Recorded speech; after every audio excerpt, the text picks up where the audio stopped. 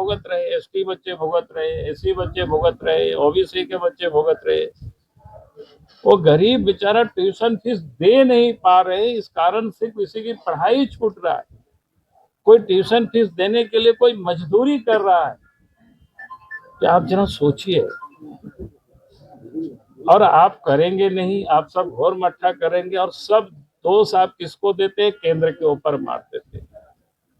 अरे आप सब लोग देखिए, जो आपने कहा कि 15वें वित्त का भी पैसा 2-2 वित्तीय वर्ष, मंत्री जी ने तो बाद में खड़े होकर के अफसर लोगों ने दिया है तो उन्होंने बताया, लेकिन उसमें भी आप सब लोग सुने होंगे अच्छी तरह से।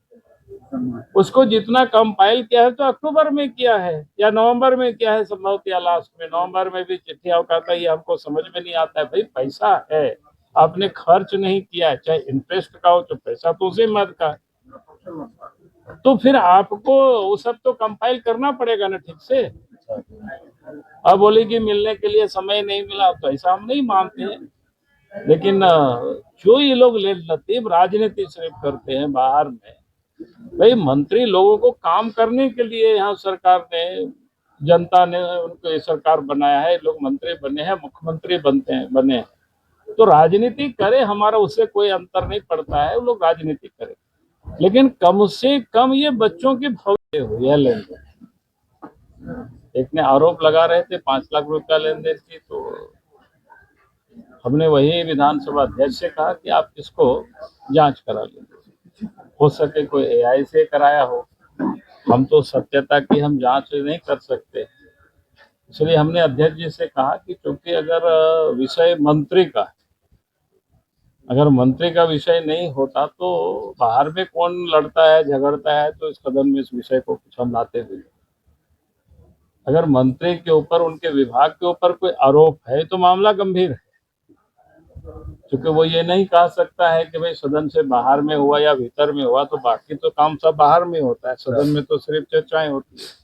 तो इसलिए मेरे पास जो पेन ड्राइव था उसको मैंने विधानसभा अध्यक्ष को सौंप दिया है। हमने कहा कि इसको फॉरेंसिक जांच या जो भी एक्सपर्टीज जांच होता है वो जांच करे। तो जो स्वास्थ्य मंत्री है उनका आवाज है कि नहीं, रामगढ़ से विधायक है ममता देवी, उनका आवाज है कि नहीं, इसकी सत्यता तो जांच करने के बाद पता चलेगा। तो हमारे पास जो सूचनाएं थी, जो जानकारी थी, वो विधानसभा के अध्यक्ष को हमने सपोर्ट कर दिया। अब आगे काम उनको करना है, जांच कराना, फिर बताना है। आप सब लोग कभी पूछिएगा अध्यक्ष से।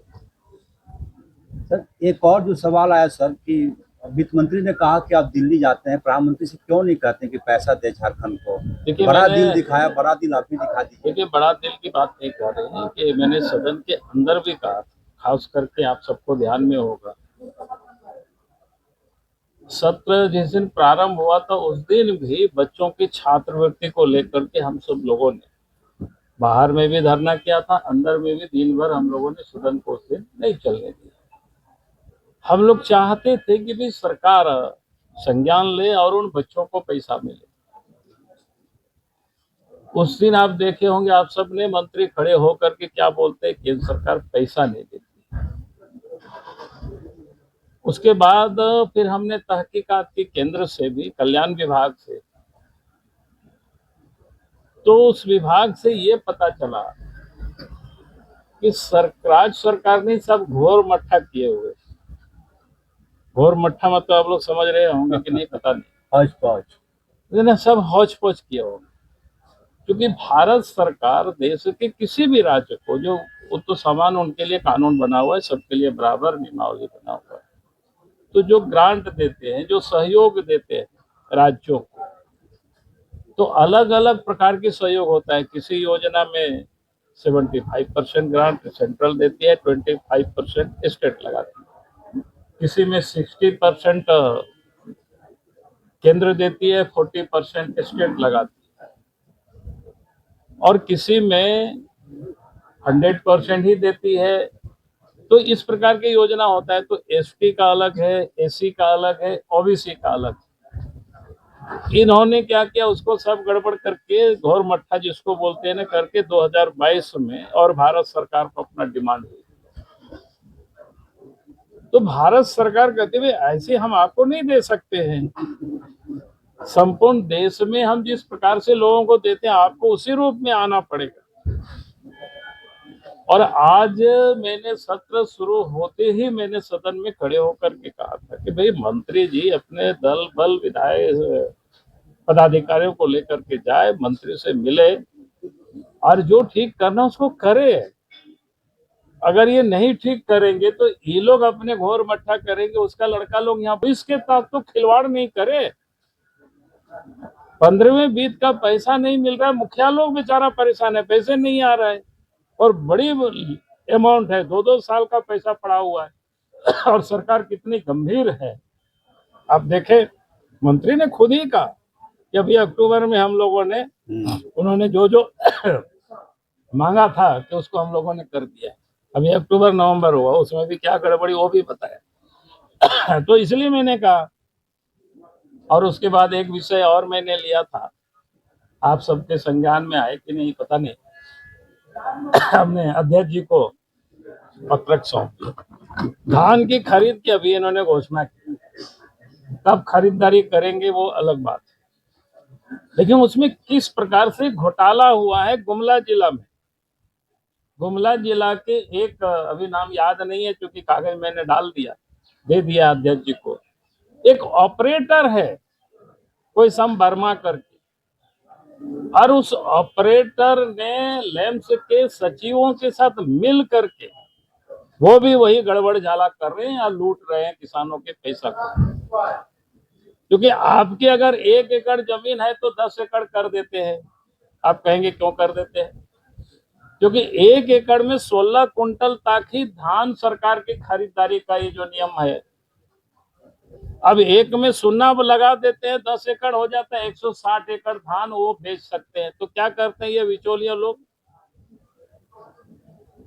अब 160 कुंटल खरीद लेगा 1500-1600 रुपया कुंटल धान और बेचेंगे 2450 रुपया। कितना हो गया, लगभग 700-800 रुपया पर कुंटल। ये लूट है साहब।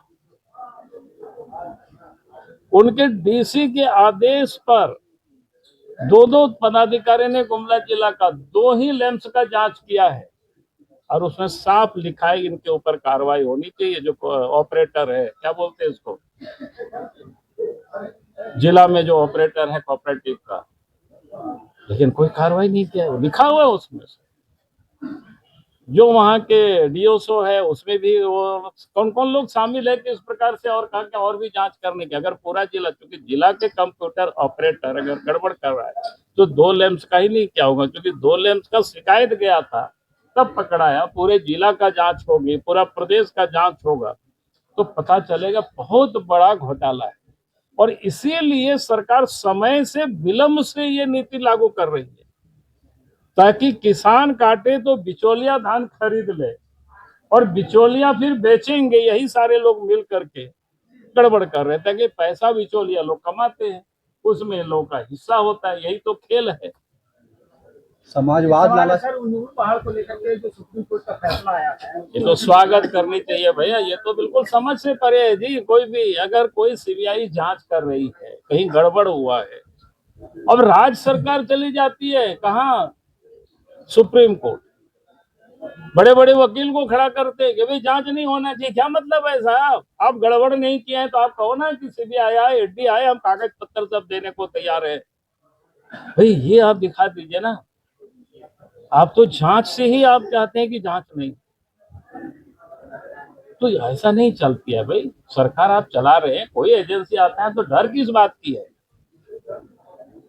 अगर वो जांच करना चाहती है, देखना चाहती है तो कागज पत्तर तो सब फ्री होता है यार, कोई भी दिखा दीजिए ना, क्या दिक्कत है। और यहाँ तो इन्हीं की सरकार में कितनी आईएएस अफसर जेल गए, आज भी जेल में बंद है।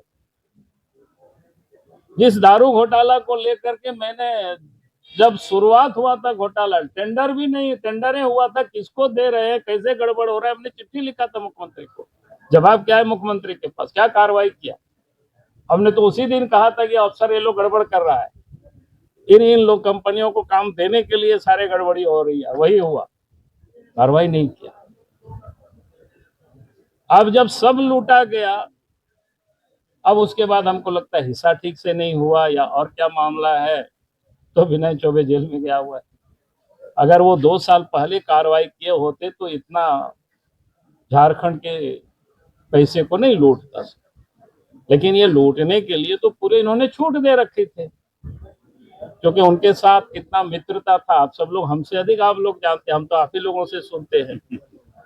चलो बहुत बहुत सर 26 नवंबर को आपने प्रेस कॉन्फ्रेंस करके धनबाद के अवैध कोयला वाले पे बात की थी, लेकिन सदन में ना तो आपकी तरफ से कुछ हुआ ना बाहर आप लोग लड़ते हैं अंदर। अरे रोज तो बोलते हैं सदन में भी बोल। वाले मुझसे अरे कोयला साहब बोले थे, बजट के भाषण में बोले थे कि भाई आपने देखा नहीं तब तो सुने नहीं। हमने उसी समय कहा कि सरकार पैसे की रोना रोती है, हमारे पास खजाना में पैसा नहीं है, लेकिन पैसा तो आप अपनी तिजोरी में भर रहे हैं, कहीं कोयला लुटवा रहे हैं, पत्थर लूट हो रही है, बालू लूट हो रही है। तो हमने उसी समय कहा कि अगर सरकार इन सारी चीजों को नियंत्रित करते तो आपके खजाना में पैसे आता, यानी रॉयल्टी मिलता। तो हमने कहा है उसको। हाँ, स्पेसिफिक आप कहेंगे कि धनबाद के बारे में ऐसे बोलना, इस प्रकार से हम नहीं बोले थे। कॉन्फ्रेंस किया था उस मजबूती से सदन नहीं, के अंदर मजबूती से ही हमने कहा है, लेकिन चूंकि समय प्रतिबंध रहता है, अगर हम उसी पर बिल्कुल समय देते तब फिर उतनी समय में विषय नहीं आता है। लेकिन जो सुनने वाला समझने वाला सब समझ गया।